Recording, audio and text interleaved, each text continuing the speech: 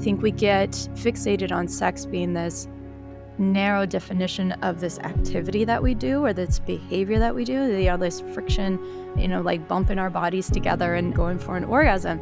But really, sexuality is about who we are as beings and how we carry ourselves in the world. It's how I move through this time and space, connected with my body, connected to the element of creation, this fertility, it's all interwoven. It's an illusion to try to segment these parts because it's all us. Welcome to Modern Enlightenment, a sanctuary for your soul, where we'll go on a path of personal and spiritual development. I'm Austin Mao. And I'm Chuchu Wang. We are your companions on this journey of self-discovery and spiritual connection. Join us as we delve into the fusion of modern psychotherapy, neuroscience, psychospirituality, and shamanic plant sacrament ceremonies, exploring the transformative potential of psychedelics for the mind, body, and spirit. Our mission is to guide you to a place of profound awareness where emotions can be felt. Together, let's illuminate the way to a brighter, more enlightened existence. Modern Enlightenment, where your journey to inner peace begins.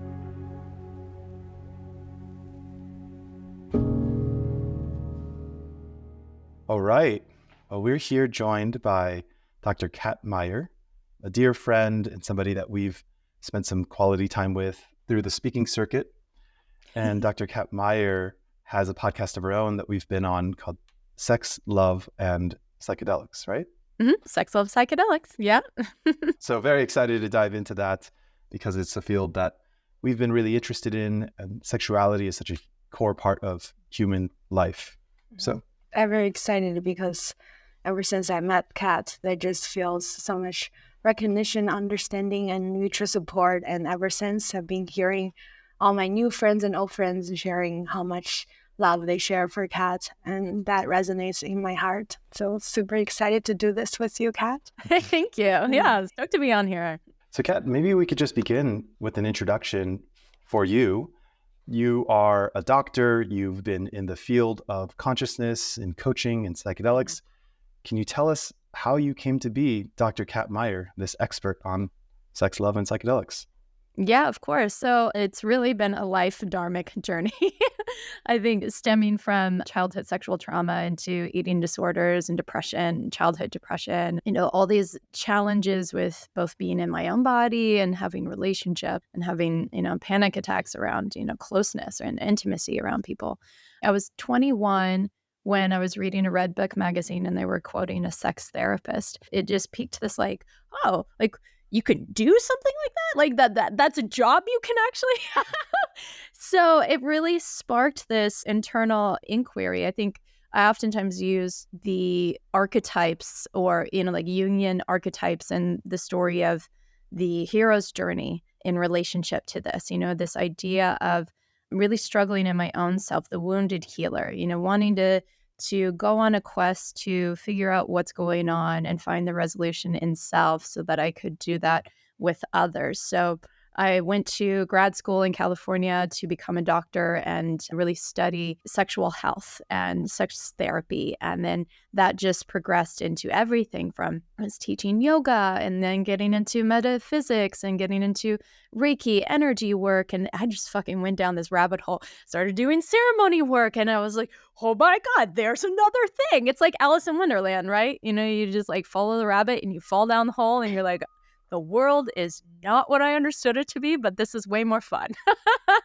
I think truly it's been following, and I think this is advice for everyone, right? Following what's interesting to you because you don't actually know where it's necessarily going. You're just following what creates expansion or spark in your body. And the mystery of life is the only real relationship that we have. And yet how often do we push it away and we're trying to create as much certainty as we can. But the mystery of life is still there. And so sometimes it doesn't make sense until retrospect. And we're now I look back and I'm like, wow, every fucking thing that I did because I was just interested in it and curious in it all meld together. They go hand in hand that I only understand now why. Wow, that's so interesting. I've got so much curiosity that's just unfolded from hearing about your journey to this path. And the interesting thing about working with psychedelics is, as you know, it tends towards spiritual experiences, right? Mhm. Like experiences that are bigger than just us as an individual. And where my curiosity goes is like, how do you see sexuality pairing with spirituality? Oh, God, that's such a good question because there's so much segmentation of these two parts.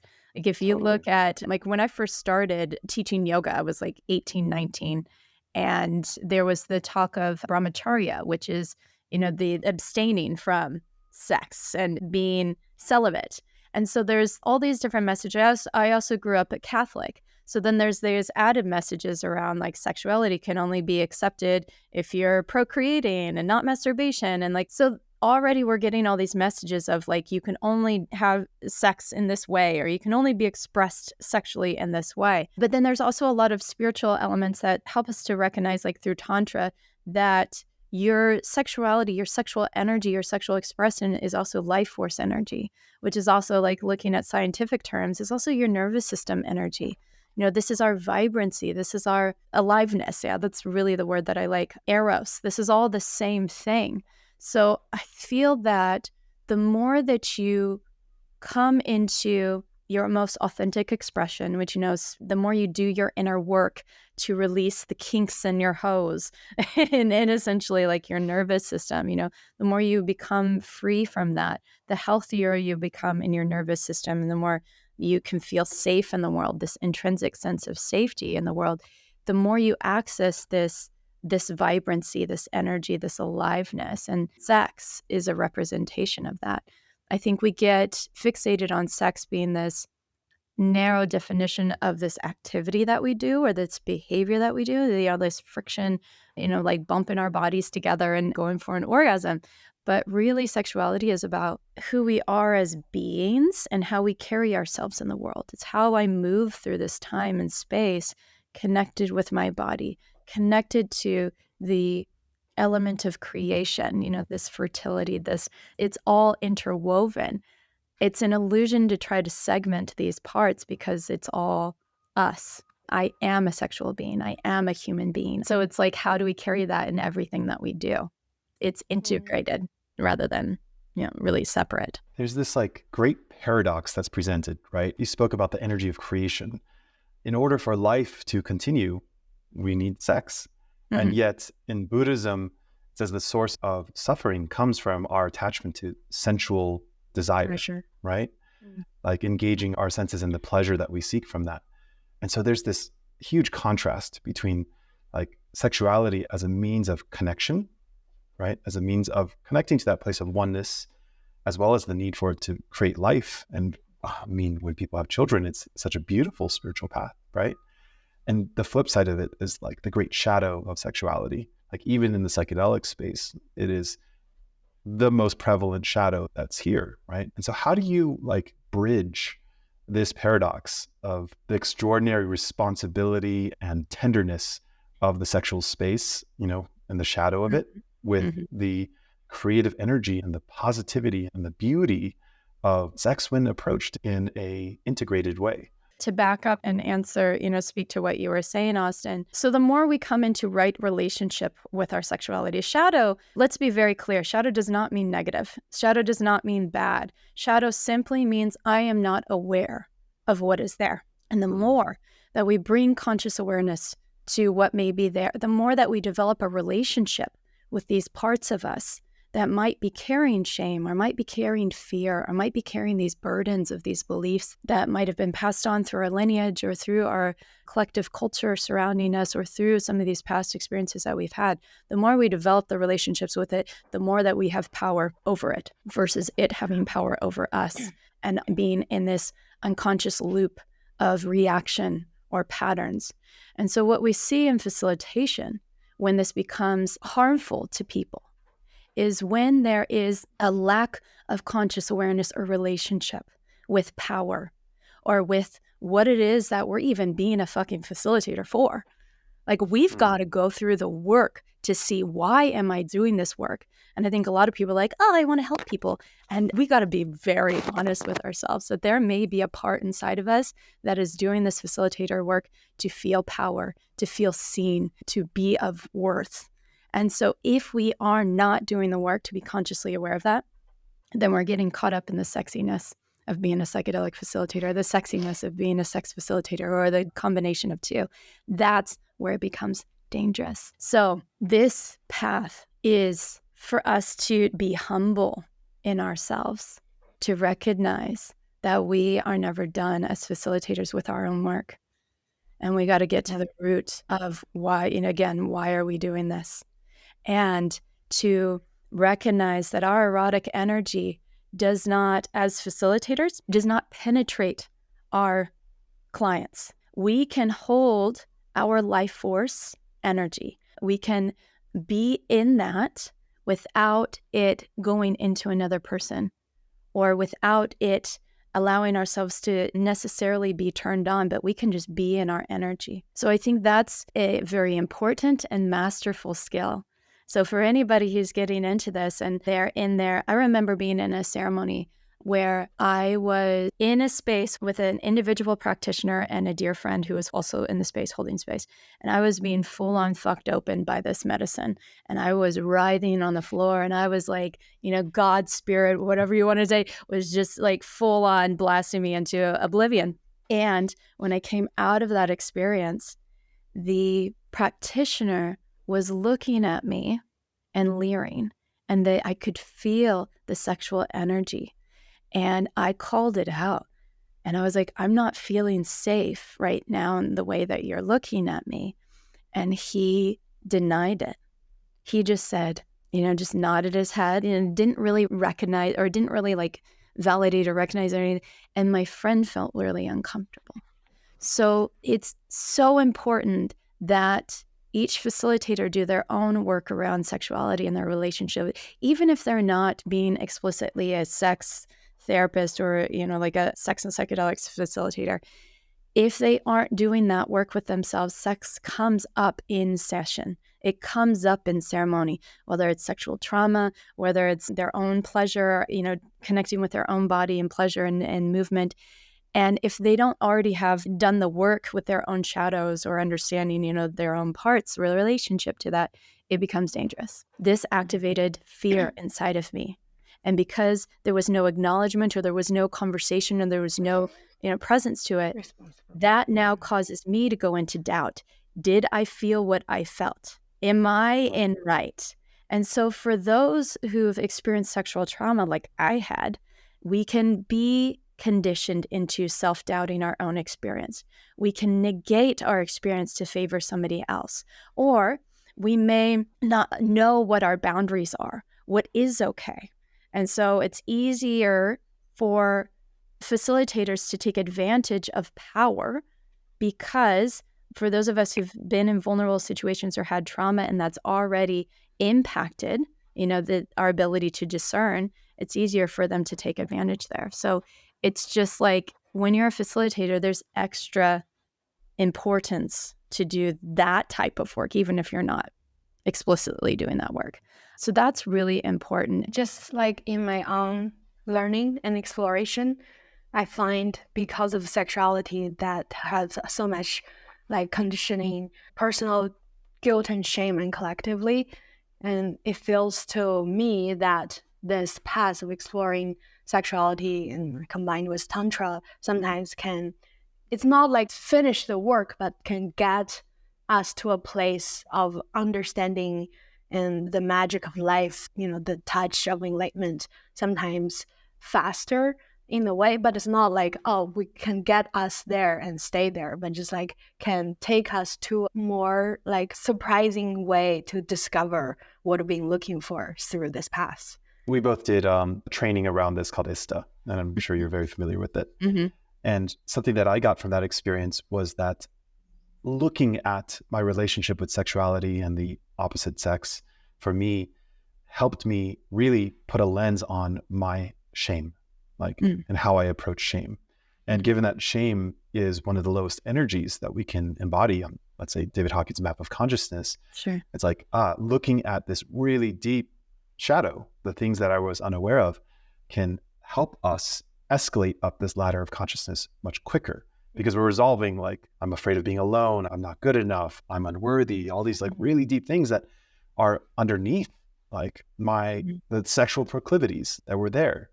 And so translate that into a question. I think we're just kind of curious, what's your take on approaching like the shame and sexuality? Yeah, it's one way. And I want to be clear again that this is neo-tantra that we're talking about, because the traditional sense of tantra is sex is like a period in the entire Bible. And we also don't do that work until much, much later. So it's the concept of reaching enlightenment through the human experience. It is the allowance and the acceptance and the divinity of everything. And I think what's the shadow side of neo-tantra is there's this fixation on intensity. And so oftentimes it's like driving towards and building, using breath work or using intensity to reach someplace. And that's not all. But then I would invite the integration of the subtle and the quiet. And so I think in our world where we can be attached to intensity, macro psychedelics or, these extreme, exciting, enlivening experiences that we can almost like dissociate. That's an interesting word that just came into my mouth, but it's a dissociation from the excitement and the aliveness, the eros that happens in the subtle. This weekend, I was a part of a very witchy experience with girlfriends where the entire experience was the art of the subtlety. So we were using plant medicines like blue lotus, and we were using essential oils, and we were giving each other foot baths. And it was like really dropping into the quiet, but the potent medicine that exists in the subtle. And so the question, for everyone to be in, and I am familiar with ISTA, I've had several clients go through ISTA, are we being with the parts of both the intensity, but also like the very quiet, subtle shifts, contractions, the subtle, elements there too. And it's just a question for us all. But even in psychedelics, and probably the two of you have seen this too, where people come out of an experience and they share about the stories of the intensity and the excitement and the beauty but then is there an integration of the wholeness of the experience where they talk about the times where they were bored, the times where they felt a lack of life, or the quiet moments, because in that there's a lot of information and wisdom that oftentimes we override because it did not cause us to feel. Is it a faster? I actually wouldn't say so. I think we are in the illusion that it gets us there faster. But again, the question of what are we ignoring, what are we dissociating from in the quiet, in the boring, in the less exciting places? I appreciate your response, and I felt like my point maybe like didn't get through correctly. I wasn't intent to talk about ISTA or even Neo Tantra. I just find this connection of through such spirituality. Like you said, shadow is where we are not aware of. 100%. Sexuality, often we just suppress it and not wanting to look at it because of so much guilt and shame. And it's an opportunity for us to look and work through the most limiting, where we are prevented from freedom from suffering because of this. There's a heavy load around this area. And by looking at this area, sometimes we can just like get more juice and get more work done around there. And that makes this path to be more clear at the very beginning. Like we have find more awareness around this, that maybe it's not through sexuality, but because of this awareness around sexuality, that we get to have more information and guidelines to see, okay, where do I get to work more and integrate more, just because this here is very potent. Yeah, 100%. Yeah, it's potent. That is for sure. Yeah. I want to circle back to what you shared, your experience of you being in a container that expressing yourself, and because of facilitator, just by the look, right? It's an energetic feeling that we know, intuition, we felt that we know it's true and being denied. And I think about, as a facilitator, and we had a really good talk on your podcast too. I see like in Tao, Lao Tzu said, the worst type of leader is people that fear you so that they listen to you. And a good leader is people that love you and they want to listen to you. And a really excellent, fantastic leader is like people knowing like you are there, but they achieve and arrive everything. And then they say, oh, we did it ourselves. And I think, by you sharing, we have to do all this work ourselves. One is like, when you take people how far we have gone to.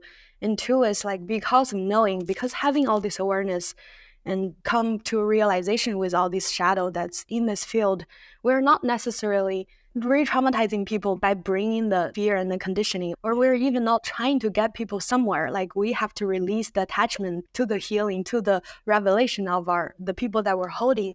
But because we know, we're able to hold awareness, and maybe we don't do something with it, but because of the carry of like, the integrity, the care of the commitment to the work, the carry of the awareness and the confidence and certainty, we're able to hold without trying to change or leading somewhere. And we realize everybody can get there, when we apply trust and patience, especially, like, everyone can get there, and they don't need us to prescribe their steps.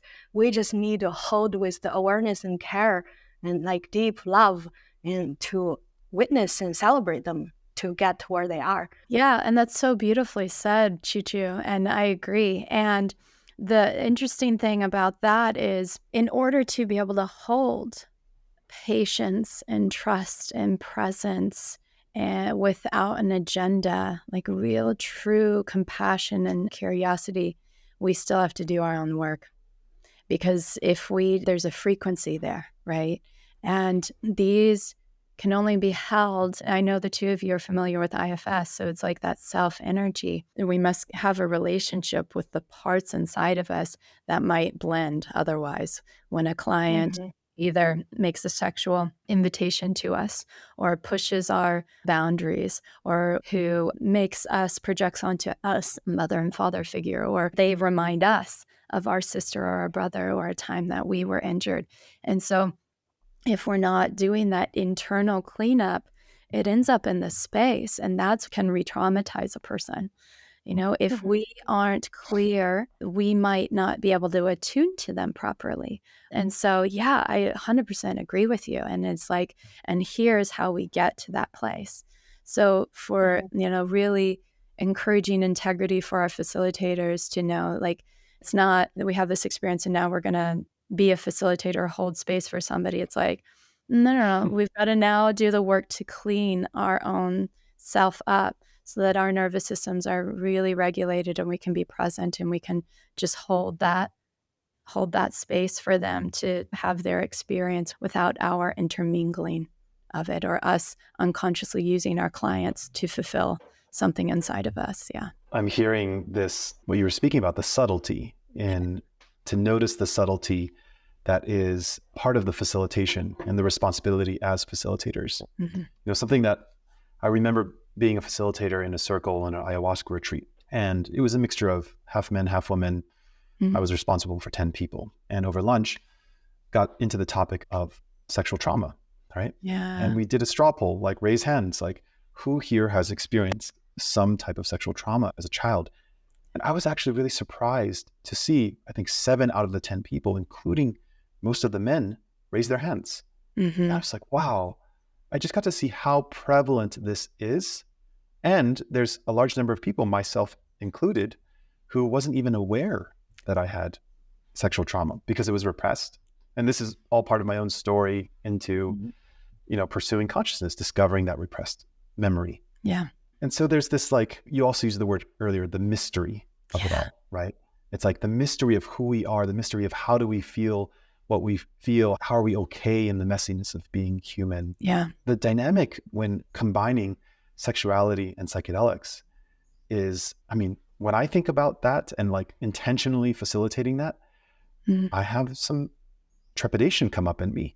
Because I'm like, wow, it's a lot to hold. Yeah. Right? Yeah. And so, we've been speaking from the perspective of a facilitator, and I'm curious, like, also from the perspective of a participant, if somebody were to want to explore like sexuality, and do so, of course, with great safety, right? Yeah. What are the steps that you would suggest, on this path of consciousness, like to really look at this?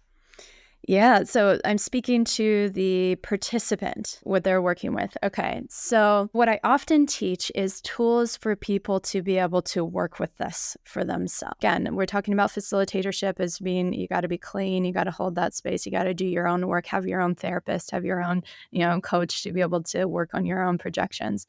And then for a participant, like I'll explain in my office. So when I'm working with clients in ketamine, I oftentimes get clients who have sexual trauma. That's probably what I work with mostly. And so I'm working with them well in advance, even before we introduce medicine work, so that they are already developing a relationship with the parts inside of themselves, and then also learning about what it's like to be held in a container that's really safe. So getting all of their parts inside that are protectors, or the parts that, are vigilant to something injuring them, and getting to know those parts and getting to know what those parts need to feel safe, like they don't have to jump in. All of that work is done ahead of time, like a month, 2 months in working before medicine is introduced. And then when the medicine is introduced, we're working, we speak to the protector parts, we let them know, we ask their permission, so we're going very, very slow. And that's the key part when working with sexual trauma. And really, like, sexual trauma that's known and unknown. Austin, you said it so well. Yeah, a lot of people have whether it's sexual trauma or sexual violations, or, however you want to name it, these challenging relationships with it. And so, all of these slower progressions are really important for that, rather than just blasting through it, because we can blast through it, but then that can also feel violating in our own system, or our protector parts, like, oh, you're working faster than I wanted to. Or I've had clients say they were in an MDMA session, or even MDMA with a partner, and they were more vulnerable than what they were ready for. They shared too much, and then after that had a vulnerability hangover, like, oh, fuck, I let them know, like, I didn't want them to know this yet, right? And so the moving slow is really important when working with trauma. Titration, little bits at a time, is really important. If we want lasting change, it's like, how are we doing that slowly to allow everything to unfold in its time, like Chuchu, you said, letting it unfold with its own time, and not having the agenda of making it gone or changing it or making it, something that has to be gotten rid of. So I would say that. And then also with my clients, using the ketamine, it now lifts some of the depression or the anxiety or like the panic, so that they can feel, oh my God, this is what it feels like to feel okay, or to feel good in my body, or like, wow, I can connect with this tension in my hip, or, like this pain here that I wasn't able to before because I was so out of my body. I was so disassociated, but now it's like I'm reassociating with my body. So there's an element of that happens, like connecting with pleasure, or when they finally feel breath again. I remember some of my first ayahuasca ceremonies. It was like, wow, if I breathe in this way, I can feel my Kundalini energy moving through my body, and this feels really good. Or, now I'm getting dysregulated because the energy's moving too quickly. Well, if I slow down and I connect with my sensuality and I smooth it out, and I'm like, running my hands along my body in a way that just feels good, wow, everything settles. I feel more contained. I feel more in control versus out of control. So it's like bringing the conscious awareness to the individual parts of these things, of how we can contain the energy, the chaos, the creative life force, rather than it, dysregulating us. And I think that that's really, really important for, participants.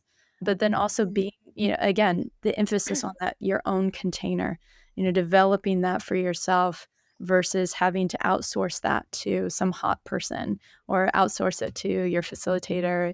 There's an element of containment the facilitator can hold, but then learning how to hold that for yourself, and your own turn on, your own, access to that versus outside. Wow. Hearing you, it feels like a deep breath, like a deep relaxation, and just like the slowness, taking things slow and carefully.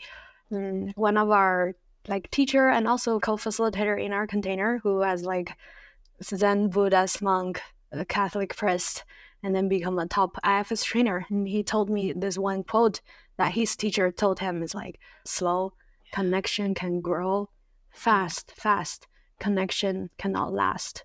And just like deeply resonate everything you said. And because you shared your own personal experience, and you were able to sense the non-safety from the energetic field. And, to be honest, one has to have a certain level of inner compass and sovereignty and inner connection, to be able to sense that. A lot of our sexual trauma, we don't know because we are not ready to uncover it. We suppress it to protect ourselves. And a lot of times when people just started this work, they don't have the inner compass to even sense they're safe or not. Like in our container, we do a lot of inner safety cultivation and preparation, same as you, like before even start the journey. And then, we would guide them through a somatic experience of like, what do you remember feeling safety in your body feels like as a child? What's that like? I wonder what's your approach on guiding people to, the most important, like as facilitator, we can train our attunement and do our own work and do our best. But the most important thing is for people to actually have that sense and connection and understanding of what is safety like. And then they can find their agency and choice. And then this process can be empowering rather than disempowering. Yeah. And you're so right. And that somatic, resourcing of what's safe is really important. And sometimes as facilitators, we're the first example of that. And again, so the foundational piece of the facilitator therapist doing that inner work, I work a lot with trans clients or non-binary clients. And sometimes my clients who are trans, they don't have an example of safety in their body. It's always been an unsafe place to be. And so in those instances, it's like I can ask, let's recall a place and a time where you felt safe. They can't. And it actually can be even more dysregulating to them because now they're in shame that they don't have anything to recall. And so sometimes it's taking through a process of bringing their conscious awareness of what it's like to be in office space with me and using that as a resource. And then sometimes it's even creating a whole different experience, in their mind of that. And sometimes it's a whole process. It can take months in order to create a resource of what safety feels like. And then again, even there, like many clients of mine, they don't want to be in the body. The dissociation, like you said, what a clever resource to create to make it okay for you, to survive in the experience. And it's like giving honor and respect and gratitude to the dissociation for being there when we needed it. And then it's almost like developing that relationship can also allow that dissociation to hang out here on the fringes and be like, okay, we're not going to step in, but we will step in if things get scary. And so then it's like noticing, the subtle sensations of what it's like to have that part hang out over here and not step in, and, the nuance between those parts. And so it's like slower in those cases is like, taking the long extended time before that. And I love that you guys have that process, the preparation before the ceremony. It's like critical. Yeah. Something that I really appreciate from your sharing is my interpretation, which is the underlying philosophy of us and Ceremonia, is that connection outwards begins with connection inwards. Yeah. Right. And we can only consciously change what we are aware of. And what's fascinating is like, I think on first glance, if people hear about, okay, we're going to work on sexuality, it seems like a relational, like purely relational dynamic. But what I interpret you're sharing, and what we also believe too, is that first and foremost begins with a relationship with our own bodies, right? And developing the attunement to, what am I feeling right now? What am I feeling? What am I thinking? What am I sensing right now? And then building up the safety, the capacity of self-empowerment to be with whatever content, the emotions, stories, beliefs that arise, so that when I start approaching like relationships, I'm actually able to have my attention inwards and see, oh, this is my relationship with relationships, right? Yeah. When someone is doing X or when I'm wanting Y, this is the impact that it has for me in the present moment. Yeah. And that's like such a necessary skill in all aspects beyond just sexuality, right? Yeah. And beyond psychedelics. Yeah. And yet, I mean, it's mindfulness, right? But so many people, it's a very new sort of language. What am I feeling in my body? Wow, I have a body? I'm able to feel tension here. And what does that mean? And et cetera. And how does that relate with safety? That was so well said and so succinct. And I'm going to take that and expand it more because we're relational beings and we always exist. And so it's like this thing happening at the same time, right? The inner awareness and then the relationship to self and the relationship with others, right? Like we grow self-love also through the relationship with others. It's like simultaneously happening. And like you said, bringing that conscious awareness to that of inside. One thing that I do with my clients from the very beginning is teaching them about being able to shift their attention inside to outside to me in the room, to inside to outside, so that they can learn that it changes, it can shift and it can have the control of the shift. And it's two different awarenesses. Yeah. Totally. We were laughing because this is because it's our process, and I feel the desire. Like I want to invite you, and then I want to go to your container. I want to geek out with all this subtlety and slow steps that we created to cultivate this together. Just felt excitement. And it's cool because this is actually a really valuable tool in psychedelic therapy or in ceremony, right? Yeah. In our 5-day journey, we have 2 night ceremonies and 1 day ceremony. So the 2 night ceremonies, we're developing that kind of inner awareness of like, what's here for me inside. And then concluding with a day ceremony where the invitation is into external observation and connection with nature, connection with others, connection with self. And it's like, we are relational beings, but everything starts with what are we aware of here? Yeah.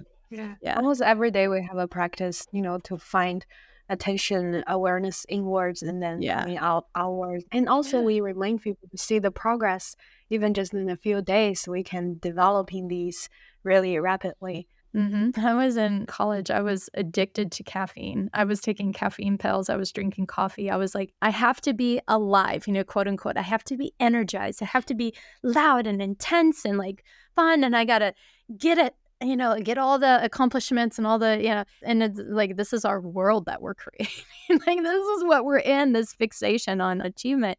And then when I, doing this inner work, I had to grieve the loss of how productive I was because I no longer needed that as a protector part for worth. It was like, it's still a practice, of being able to be with the subtleties, with the softness, with the quiet. Like you were saying, Chuchu, it's like it's a fucking daily practice to do that of like, being with the healthier nervous system is softer. It is slower. And when we are doing this work, like you guys so beautifully put it, it's also going to bring up a lot of vulnerability and a lot of grief and a lot of like, loss of the ways that we were operating, that the world, the collective continues to operate.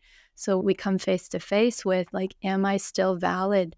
Am I still worthy? If I'm not working out as much as I used to, if I'm not accomplishing as much as I used to, as productive as I used to. And so it's also very interesting. Like, I don't think people talk enough about the grief of the loss of those identities and those ways of operating too. Hearing that, I just like, my takeaway is I get to grieving and honor the parts of me that's striving for productive. Really, it's like a measure of our success. It was measured by productivity. Like if we just change the paradigm, like we measure our success, our fulfillment as a human is like we measure our ability of connection, we measure our ability of being present and experiencing actually love, peace, joy, rather than the result of our doing, like changing a way of how we measure, or like we don't need to measure our value or worth. But if there's anything, just changing our focus, changing what we are actually now aligned with, like what is the value that we actually align now as we do more and more work and have more and more connection of what's truth. Yeah. Having so much fucking fun sitting on my floor in front of my altar, just like la la la, gratitude, like feeling the joy and the pleasure from that, versus I was like, it's 7:00. I got to get on and finish this and do this. And that was fun. Well, Kat, we're just so overjoyed to have you on this Modern Enlightenment podcast.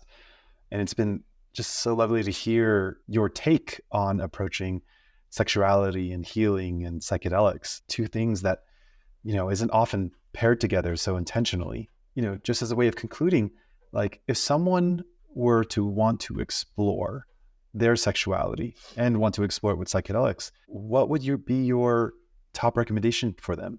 And also, how could they find you? Yeah, so they can find me at sexloveyoga.com. or follow me on Instagram at Sex Love Yoga.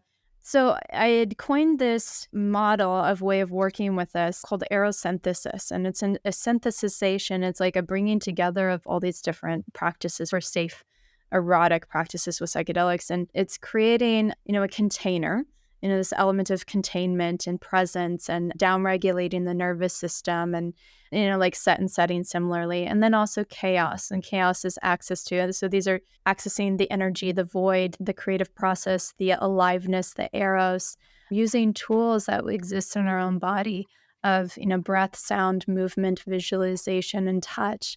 And so, we can't access our highest states of, whether it's consciousness, pleasure, ecstasy, unless we feel safe. We've been talking about the word safe this whole time, how to create that intrinsic sense of safety, but then also using everything that exists in our body to both turn ourselves on, to both move energy, to fuck ourselves open with orgasmic ecstasy. It's like we can self-source.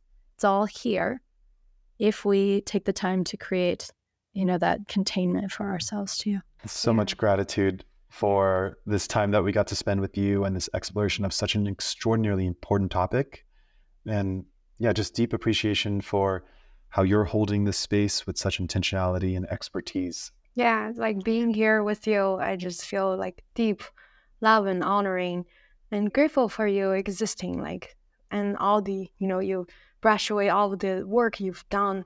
And I felt all the tears, laughters, and all the cathartic, all the experience that you have experienced yourself and lead you to being able to hold this so intentionally, so responsibly. And every time we can get into so many details of selflessness and how can we create that. And just really grateful for this recognition that you existing and the way we find each other and the way we can continue and improving on this, growing on this together. And thank you for, seeing each other and inspire each other and grow and support on this path. Yeah, I love talking with you. You guys bring great, amazing conversations every time. Thank you so much, Kat. Yeah. It's been lovely. Yeah, hope to see you. Thank you for joining us on this episode of Modern Enlightenment. If you enjoyed today's conversation, be sure to check out our website, subscribe to our online community, and check out our social media links in the show notes for more resources and updates. And don't forget to subscribe to our podcast to stay connected with our upcoming episodes, where we continue to explore the intersection of modern science and spiritual wisdom. Until next time, stay curious, stay inspired, and keep shining your light.